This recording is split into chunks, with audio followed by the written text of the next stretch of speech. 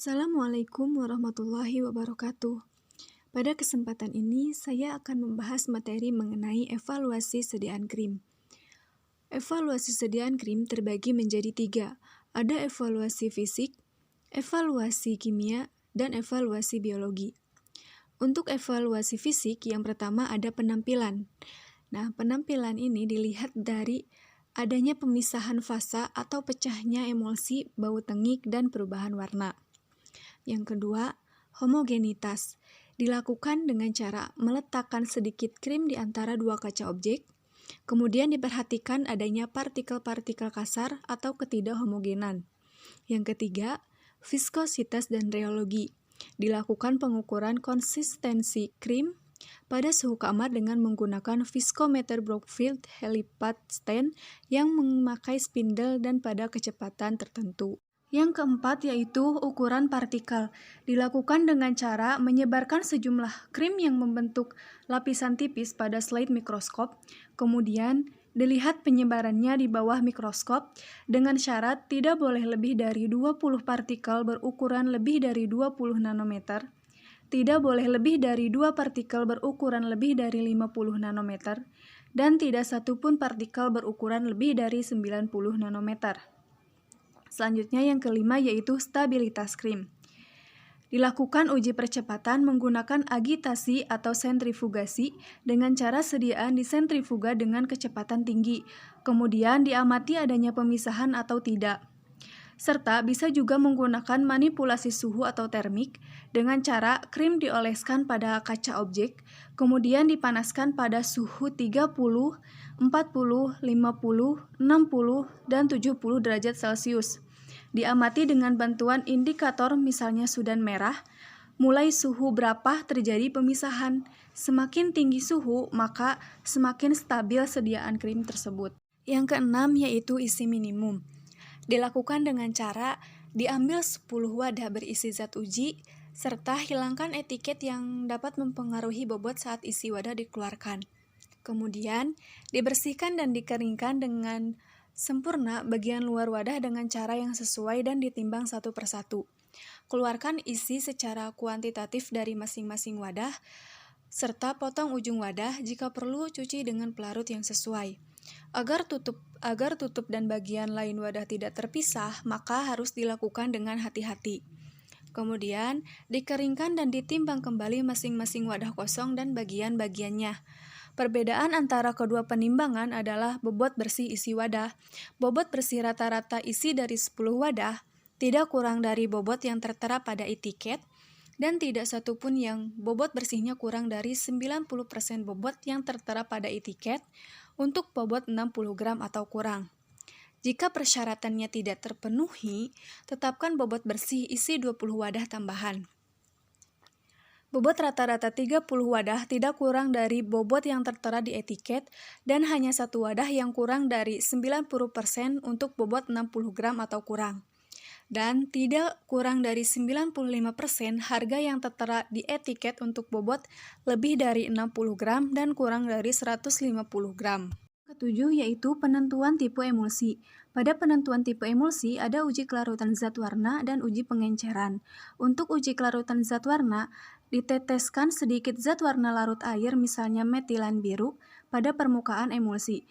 Jika zat warna terlarut dan berdifusi homogen pada fase eksternal yang berupa air, maka tipe emulsinya adalah minyak dalam air. Sedangkan jika zat warna tampak sebagai tetesan di fase internal, maka tipe emulsinya adalah air dalam minyak. Hal yang terjadi adalah sebaliknya jika digunakan zat warna larut minyak, misalnya sudan 3. Selanjutnya, untuk uji pengenceran dilakukan dengan mengencerkan emulsi dalam air. Jika emulsi tercampur baik dengan air tanpa memperlihatkan ketidakcampuran, maka tipe emulsinya adalah minyak dalam air. Hal ini dapat dilakukan dengan mikroskop untuk memberikan visualisasi yang baik tentang tidak adanya ketidakcampuran. Yang kedelapan yaitu penetapan pH. Dilakukan dengan cara diambil sediaan yang diukur pH-nya, siapkan pH indikator, dioleskan sediaan pada pH indikator, kemudian ditunggu sampai terjadinya perubahan warna. Setelah adanya perubahan warna, Kemudian dilihat pada literatur pH indikator, cocokkan warna yang sesuai dengan warna indikator tersebut. Yang kesembilan yaitu uji pelepasan bahan aktif dari sediaan. Nah, uji ini merupakan uji yang mengukur kecepatan pelepasan bahan aktif dari sediaan krim dengan cara mengukur konsentrasi zat aktif dalam cairan penerima pada waktu tertentu. Uji pelepasan bahan aktif dari sediaan dilakukan dengan cara dioleskan krim pada cawan Petri, namun permukaannya harus dibuat serata mungkin. Selanjutnya, cairan penerima disiapkan, misalnya dapar, larutan NaCl 0,9% dan yang lainnya dalam gelas kimia 600 ml dengan volume tertentu, misal 250 ml. Kemudian, gelas kimia direndam dalam waterbath bersuhu 37 derajat Celcius. Pengaduk dipasang tepat di tengah-tengah antara permukaan cairan penerima dengan krim dengan kecepatan 60 rpm. Selanjutnya, cawan Petri yang telah diolesi krim tadi dimasukkan. Cairan penerima dipepet pada waktu-waktu tertentu, misal pada menit ke-5, 10, 15, 25, 30, 60, 90, 120, 180, dan 240. Cairan yang dipipet diganti dengan cairan penerima yang sama bersuhu 37 derajat Celcius. Kadar zat aktif dalam sampel ditentukan dengan metode yang sesuai jika perlu diencerkan. Jika komponen krim mengandung bahan yang dapat bercampur dengan cairan penerima, maka pada permukaan krim dipasang membran selofen sehingga krim tidak kontak langsung dengan cairan penerima. Bahan aktif dinyatakan mudah lepas dari sediaan apabila pada waktu tunggu atau waktu pertama kali zat aktif ditemukan dalam cairan penerima semakin kecil. Dalam hal ini, tergantung dari pembawa, penambahan komponen lain, dan jenis cairan penerima. Selanjutnya, yang ke-10 yaitu uji kebocoran tub. Dilakukan dengan cara sebanyak 10 tub dibersihkan dan dikeringkan bagian luarnya dengan kain penyerap. Lalu, tub diletakkan secara horizontal di atas kain penyerap di dalam oven dengan suhu diatur pada 60 derajat selama 8 jam. Jika terjadi kebocoran pada satu tub tapi tidak lebih dari satu tub, ulangi pengujian dengan 20 tub tambahan.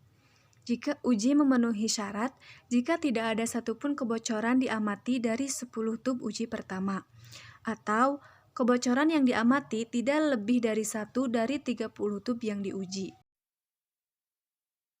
Evaluasi yang selanjutnya yaitu evaluasi kimia. Pada evaluasi kimia ini dilakukan identifikasi dan uji penetapan kadar. Untuk uji penetapan kadar dilakukan dengan cara sampel yang telah ditimbang secara seksama dilarutkan dengan pelarut dan dimasukkan ke dalam labu ukur hingga tanda batas. Sebelum sampel diinjeksikan ke alat KCKT, terlebih dahulu sampel disaring dengan vakum mikrofilter agar larutan benar-benar murni dari zat pengotor.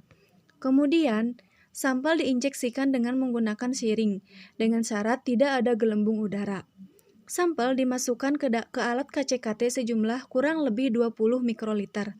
Kemudian, hasil yang diperoleh dapat dihitung dengan menggunakan persamaan garis regresi Y sama dengan BX ditambah A. Selanjutnya, evaluasi yang terakhir yaitu evaluasi biologi. Pada evaluasi biologi ini, dilakukan penetapan potensi antibiotik menggunakan metode garis lurus transformasi log dengan prosedur penyesuaian kuadrat terkecil dan uji linearitas. Harga KHM yang makin rendah menunjukkan semakin kuatnya potensi antibiotik. Pada umumnya, antibiotik yang berpotensi tinggi mempunyai KHM yang rendah dan diameter hambat yang besar. Sekian yang dapat disampaikan, mohon maaf bila banyak kekurangan. Terima kasih. Wassalamualaikum warahmatullahi wabarakatuh.